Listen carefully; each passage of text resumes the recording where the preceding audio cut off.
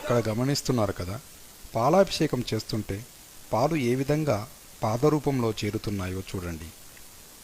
ఇది విష్ణుమూర్తి పాదం.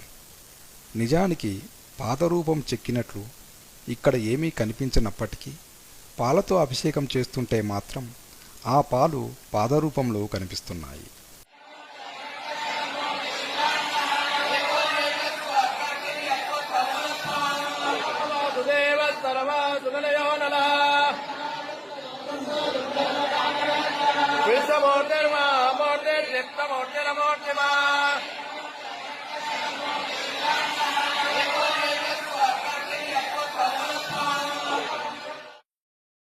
ఈ పాదానికి సంబంధించిన పురాణ కథనం ప్రకారం ఈ ప్రాంతంలో విష్ణుమూర్తి యజ్ఞం చేయతలపెట్టి